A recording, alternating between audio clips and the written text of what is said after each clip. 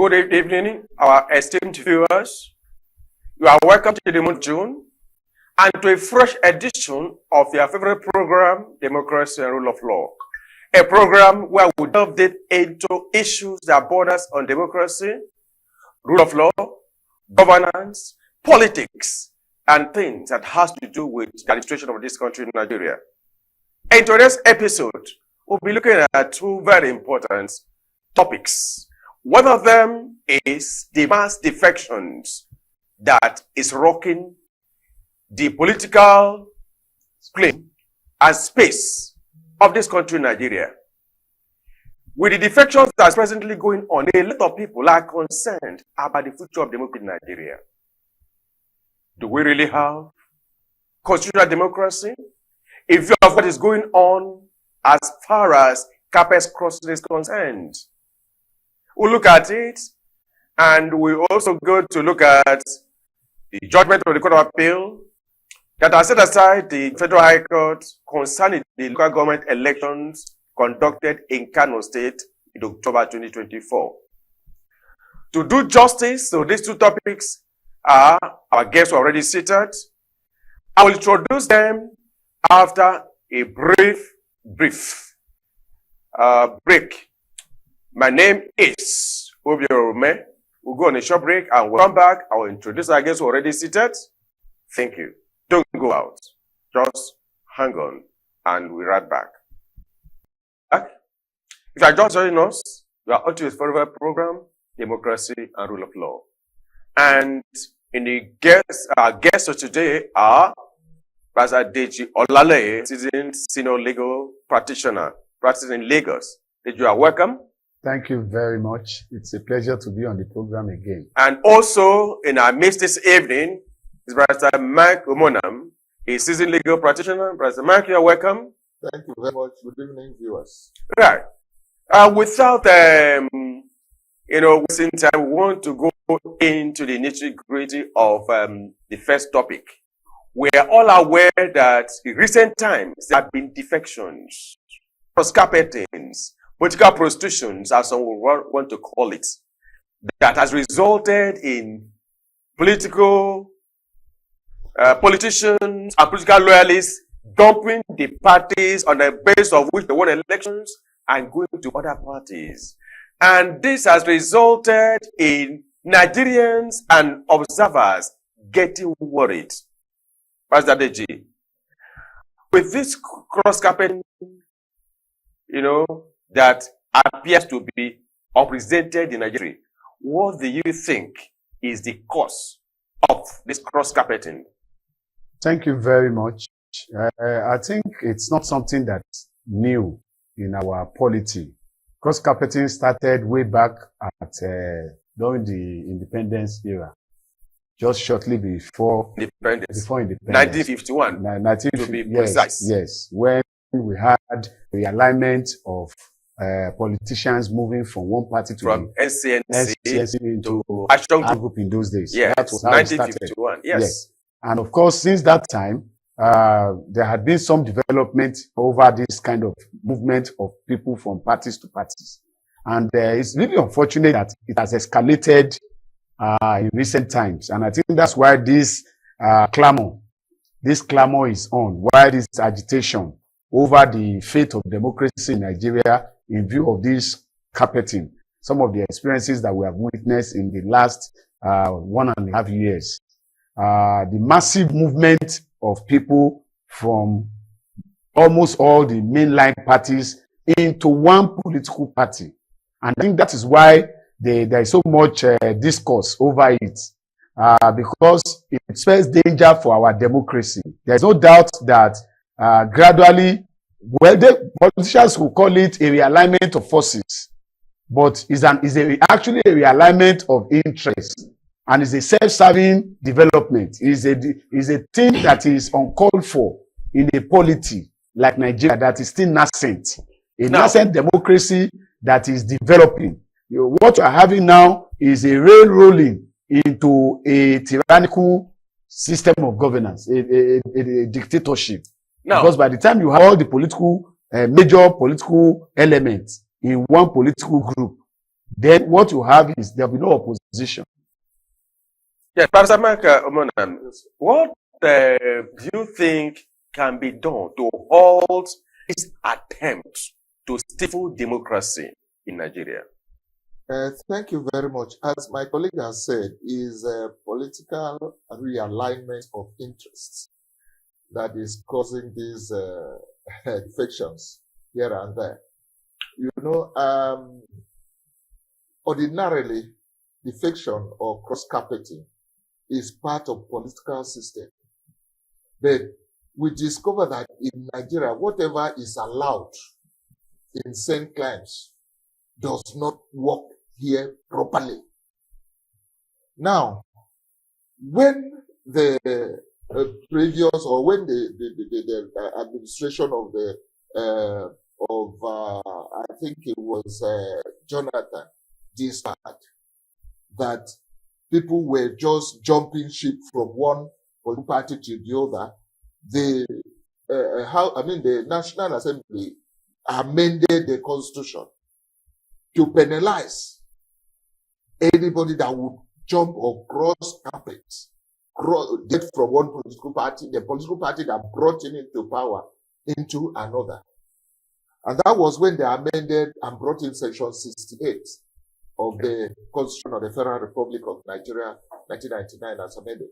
Now, that section says that the moment a National Assemblyman, either senator or House of Representatives, yes, defect from the political party that brought him into power, yes, into another political party, when there is no division in the political party that brought him into power, he forfeits. And there's no merger. And there's no merger. Yes, two things. Division or merger. Yes. Then he forfeits his seat. Yes. Now, Section 109 of the same constitution also speaks about the House of Assembly aspect. Yes. It's only the legislatures, the legislators that are affected. Yes, and that is where I'm coming to. Yes. The Constitution made provision that, covers the legislative arm of government. But that of executive leaves a galloping gap. You see, I believe that as at that time when this amendment was made, there was no defection from the executive. It was envisaged. The law is made based on the happenings of the community, society. So if there was nobody envisaged that a sitting governor would defect from the political party because he is the chief, leader of the party in that state. Nobody envisaged that the sitting governor would defect and carry all his machinery, political machinery, into another political party. And that was why they now said they just amended the constitution. So the solution to this is to amend the constitution to include from the presidency to the last. And then the issue of division, only the issue of merger can be allowed. The division should be removed. Whether there is division or not, you should remain in the political party that brought you into governance. But if there is merger, that is what something you cannot have. You belong to a particular political party. There is a merger that moves you. You are still in that political party. It moves you to another political party. Yeah. You can decide, okay, let me move from this one to this one.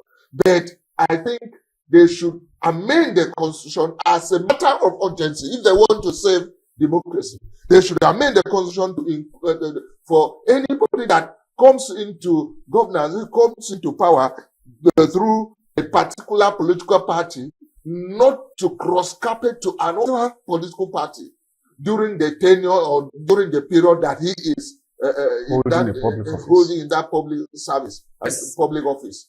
Yes. That is the only solution that I feel because Nigerians can always find a way, a loophole to meander out of certain situations. I want to tell you that, do you know that, excuse me, when that amendment was made, yes, it was supposed to be an automatic thing. The moment you defect, Yes. and there's no visible division, Yes. you lose your seat. It was Automatic. supposed to be automatic. Yes. The Nigerians have devised a method that you cannot just declare my seat vacant. You have to go to court to get an order and all manner of things. In the process of doing this, they have made the thing to be ineffective. For instance, when Andy Uba moved from PDP, from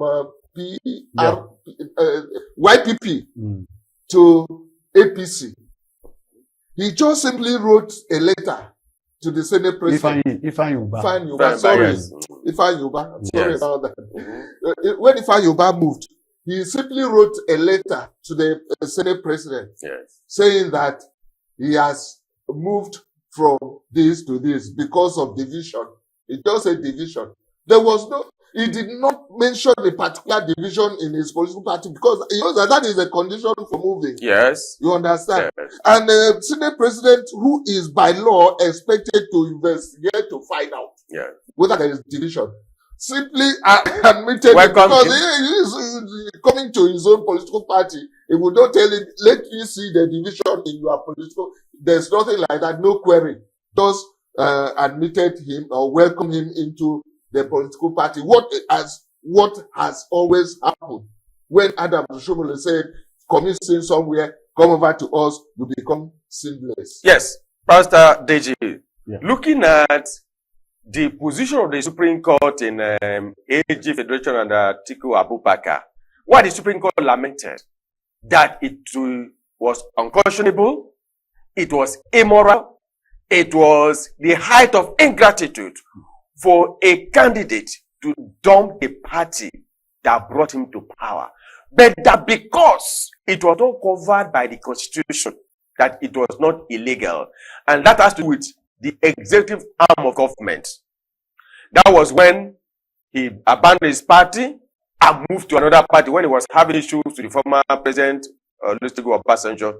Now, what do you think should be the nature of the inclusion in the Constitution that will make it more comprehensive, more all-inclusive, looking at what we have presently in the Constitution regarding the National Assembly and the members of the State House Assemblies, and then the executive? Thank you very much. I think my good brother has given what is probably the proper solution to this problem. And that is an amendment of Section 68 and Section 109 of the Constitution to make it all encompassing, that no politician, once you are in a political party, you should not be allowed to cross carpet to another political party. And the reason why this is necessary is because there is need for integrity and credibility in governance. And where we have politicians who are not honest to themselves or honest to the people that have entrusted them with public trust, this office of public trust, it's unfortunate that such politicians cannot deliver good government, because obviously it will be all about their personal interests. When they cannot achieve their purpose in a particular political party, then you find them running to another political party. Now, unfortunately, in most sane climate, you don't have situations where people are allowed to move from one political party to another political party. In fact, you discover that there are no laws, like in the UK, there are no laws in place that once you belong to a political party, all right, you cannot move to another political party. But you find that over the years, there is convention. They have convention that once you do that, your credibility, the way the people looks at you, the way you cannot have any credibility before the people anymore. You cannot move, for instance, in England as a conservative to join Labour unless there is an alliance between the MPs, maybe in the House. It's only in the House where there is a coalition or an alliance to form a government. That's when you can come together, and it's always a merger. It's always a coalition, not that an individual will move from his party to another party. The same in the US. If you are a Republican in the US. You cannot become a Democrat overnight. But in Nigeria, it's different. Somebody can be a PDP man in the morning, and by evening, he is already an APC man, and he rejoices over it, and he felt himself at that idea that he's no longer a member of that party without shame. Now, there is no ideology. No ideology behind it. The second can follow up. In UK and in America, these political parties have ideologies. Yes. And they follow their ideologies religiously. Yes. In Nigeria, do you think our political parties have ideologies? No, obviously and if not. they do they follow them? No, obviously not. And that is a problem that we have in our politics. If you look at even the constitution, you know, the parties, people don't join parties on ideological basis. And there is a lot of difference between manifestos and ideology. All right? Yes. There's a lot of manifestos are the promises you are making to win the election, people, to win election. Yes. Ideology is the fundamental reason why that party is structured, why that party is established. Yes. And it has to do with the purposefulness of the state, the function of the responsibility of that political party to the state. What is going to be the ideas, the objectives that it has set for itself as a fundamental objective. And if, for instance, in the US that we talked about, the Republican have fundamental objectives that they are known for. Yes. And when people are voting, is that objective that they are voting for. Not even the persons, not even the people. Because they know that once it's a Republican, there are some ideology that it stands for. Yes. Okay. And that's what people look out for. And once somebody says it's a Democrat, is that ideology also that is expected by the people? And that's what the people vote for. But in Nigeria, we don't have any such national ideology. We don't have any such political ideology. People don't even have personal ideology. So it's really a big problem. And the earlier we whether it's an unlawful act, the better for all of us. Now, Barrister Mike, it appears a lot of Nigerians are worried and they are losing confidence and trust in the system we operate. When, like Barrister Diji said, a person can be a PDP member in the morning, by evening is already a member of another political party. And this is not good in our politics. But then, the dimension of a governor declaring for a political party, other than the party that brought him into power, and then making it mandatory for the commissioners and all the executives to move along with him or resign. Is that still democracy? That is exactly where the challenge is now. Because everyone that is thinking positively about Nigeria is disturbed and should be disturbed in that kind of scenario, where a governor who was brought in by a particular political party decides on his own to move to another political party and expect everybody in his cabinet compulsorily to move along with him or resign. And then he also knows very well that even the House of Assembly that he is talking about, and will definitely move along with him. What you are going to have is going, because the governor, or the executive and the legislature at the state level, they are almost like one body. So once before the governor even decided or made up took the decision to move to another political party, they must have sat down with the legislatures and discussed the issue and how the program would be for them to move. So that is the challenge we have now. There are still some people in politics that still have the fear of God, still have the mindset that things should be done properly, who would not want to move with them.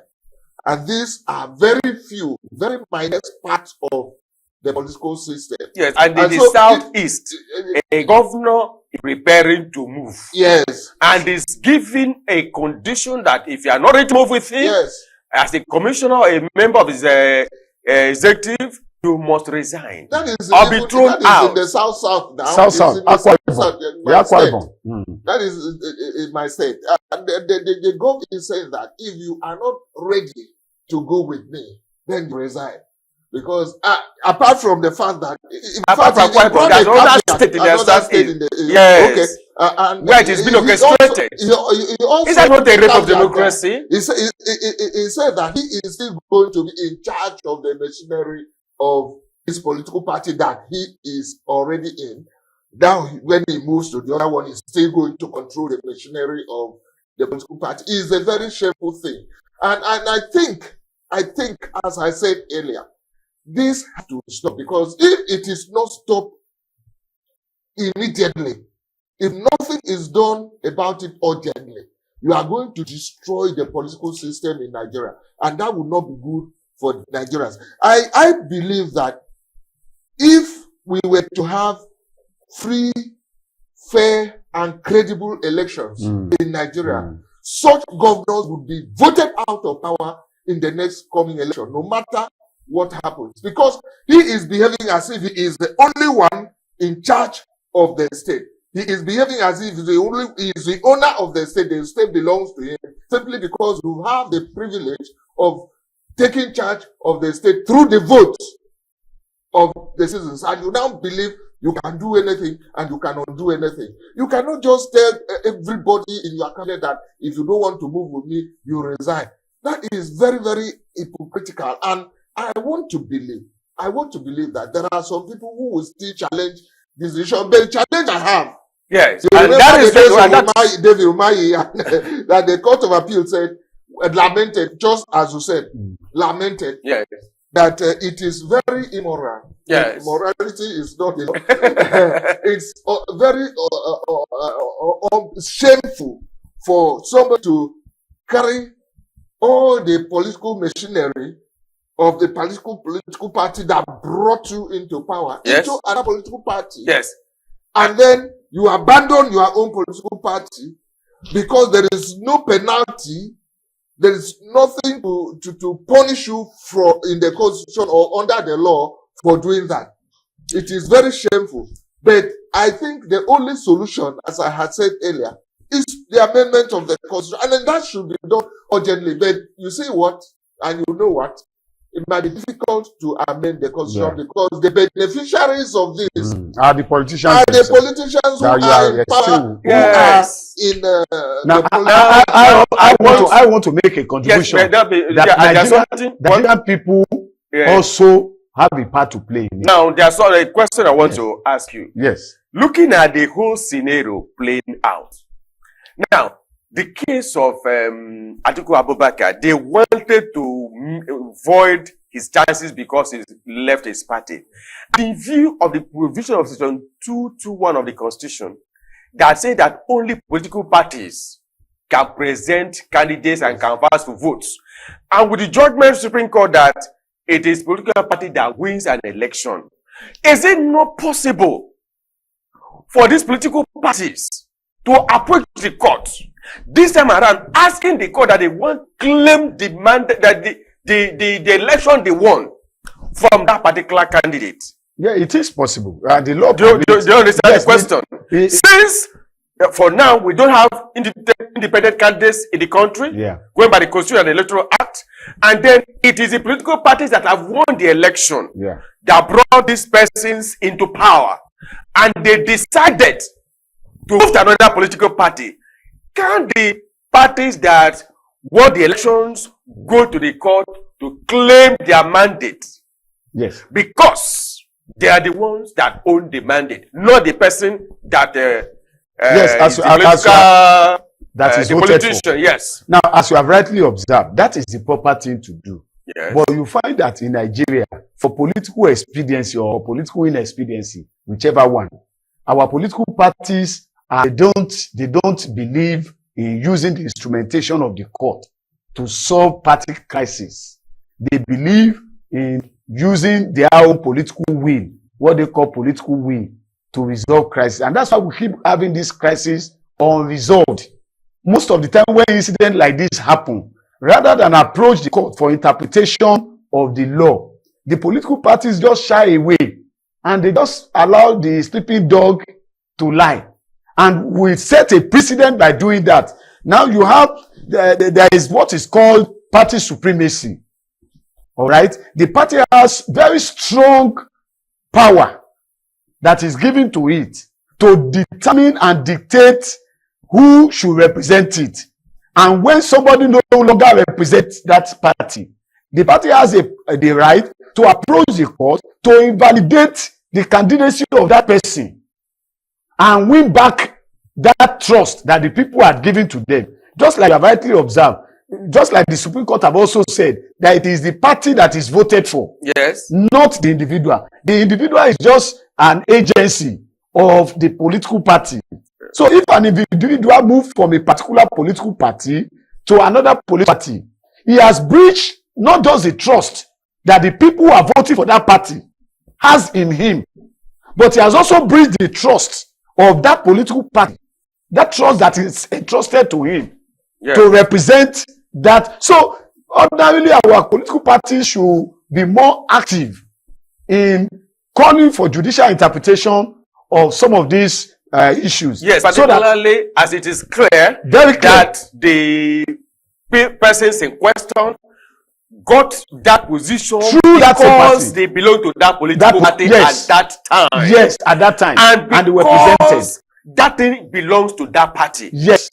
Now, they cannot carry what belongs to one party to another party. Definitely. The cause of equity will not allow them to do so. Definitely. Yes. And then in Nigeria, are you saying that politicians cannot approach the courts and say this? Just like Lord Dennis said, that if we do not do what has not been done before, the society will stand still. Society is dynamic. You see, the law is dynamic. Yes. You see, my challenge is that when PDP took His Excellency David Umahi to court, when he defected from PDP to APC, this was one part of the argument that was put forward in court. That since the votes for PDP was not for David Umahi, the vote should be returned. To the owner. To the owner, which that's is the PDP. And let him go to APC. Anywhere he wants to go.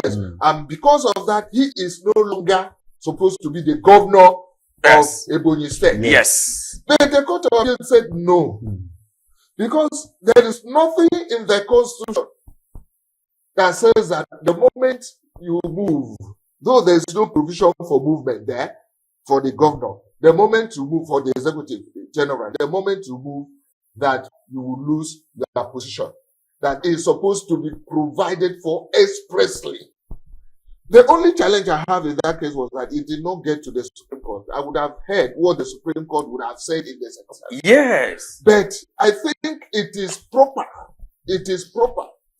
For the political party that is losing members to go to court and seek for interpretation of the case statutory, or the case law that says that only political parties field candidates by reason of section 220 that you mentioned, and that since it is political parties that are voted for, not the individual, then the vote belongs to the political party. And so the moment somebody is sworn in as the governor and is no longer a member of that party, he ceases to hold the position that belongs to the party. Because that position belongs to the political party, not individual. And I think until that is done, or amendment to the Constitution that nobody should move, until that is done, we are still going to see, have ourselves in this recurrence of the cycle. Challenges. I also want to say that, you see, if our courts have not assisted the jurisprudence of democracy to evolve in Nigeria. That's why we're having this challenge. Many of our judges shy away from giving the proper interpretation to some of these things. Like if you look at the example, yes, they have given these cases, these judicial decisions, but if you look at the South African experience, and I think I've mentioned that before, in the South African experience, parties don't field candidates on their one election. The parties canvass for vote, they canvass their ideology in South Africa, and then the people go out to vote for the party. Then after they have voted, any party that wins is now the one that will nominate who is going to be the candidate of that party for that particular office. That's how even the prime minister and all are elected. Okay, so and I think it's another thing we can do in Nigeria. We can have a situation where the parties are allowed to contest and vie for election, and the people vote for a party that have enunciated a program that they feel is in their best interest. In fact, that's why voting is done. People listen to the particular agenda or manifesto of a party, and if they are satisfied that this party represents what I want, then they vote for those parties. The individual is not the one that designs the party manifestos. The manifestos are by the party. So, and I think we should get to a point where our court should be bold enough to properly interpret some of this provision, so that if you leave your party, you are on your own journey. No, you are not. You can't carry anybody along. You can't even take anything that belongs to the party. And even with the decisions of the Supreme Court, the effect that is the political parties that win elections, yes, it will be inequitable. Yes, it will be unfair for a person to get the seat to represent, and then you take on away the basis of a political party and carry it over to another political party. But then let's still look at the other side of the coin. The other side of the coin, I want us to look at is that independence candidacy in Nigeria. Yes. With the what appears to be a progressive erosion of democracy in Nigeria. Is it not time for us to have the law amended to make provision for independent candidates that may not even agree with some of the political parties and their ideologies and their agenda? That individuals come out in their individual status, pick up forms, contest elections. Okay, we are not involved yet. Our laws have not even evolved to that level. But it's a practicable solution to some of these problems. There are people in this country that on their own merit, yes, and they are showing of incompetence over the years, that if they are given opportunity, they will do better than these politicians that we're having as of today. Most of these politicians we're having today, they have no good record. They have no good record, and they have not presented themselves as people worthy of entrusting with any political position. As far as I'm concerned, I am here to see a politician in Nigeria that have demonstrated good credibility and integrity that the people can actually vouch for and that will deliver at the end of the day. They make promises, but we have seen many of them flout all those promises the moment they get into power. So I think it is time for us to begin to now tinker with this idea of independent candidates, so that people who have merit, people that are well respected and known in the society, those who are decent people, can also be part of the polity of Nigeria. As of today, Nigerian politics is not a place for any decent person. You cannot go in there and expect to remain honest and decent because of the structure that is in place.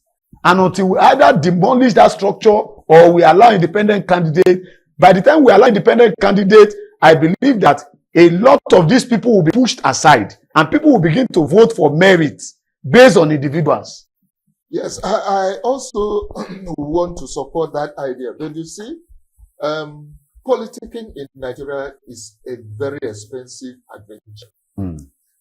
Nigerians' electorate, voters, have not evolved to the point that they will want to vote somebody because that person has integrity. Very many times, all those people that go up to line up, they have collected some money somewhere. In fact, if you don't give them money, give them, they are ready to vote for anything. That is the challenge we have. And so an independent candidate might not be able to go through these to be able to emerge. That raises another question. If the provision is there, that raises another question. If the provision is there, I believe with some leverage. That raises another question. As time goes now, if the Constitution and that laws take care of that and there's provision for that, then the government in power does what it's supposed to do. And what is that? the socio-economic rights of Syrians, so that people will not vote because they want to collect money. They want to vote because they want people that will get to office and improve the welfare of the masses. Because the welfare of the masses remain the supreme law. Yeah. Now, in that case, are we saying that there is a failure on the part of our leaders that has made our people to get to the point that so long as they get anything, they will vote? Not according to their conscience, but in order to fill their stomach. That is Pastor Mike, what do you have to say on that? Exactly, sir. That is the issue. The government in place knows, very well that the moment they make life easy for Nigerians, it will be practically difficult for them to influence them to vote for them. And that is why they keep them in perpetual poverty. Are you saying that poverty is a political weapon? It is a political weapon for them in Nigeria. Political weapon. Yes, they use poverty. In fact, they don't want anybody to rise from the level that it is, so that at every point in time, it will go there with small peanuts, and then the person will vote for it. That is a political weapon in Nigeria. And it is failure on the part of leadership to continue to perpetuate poverty in Nigeria in order to be able to win elections. It is very, very bad. I believe that there will come a time in this nation that somebody will come out and clean up this table so that Nigeria will start to have real political structure in place that will ensure that every Nigerian welfare is taken care of. Everybody enjoys the benefits of democracy. I want to believe it's still in democracy. And whatever happens, democracy is the best form of government for now. Thank you very much. We'll go on a very short break. And when we come back, we'll look at the second topic.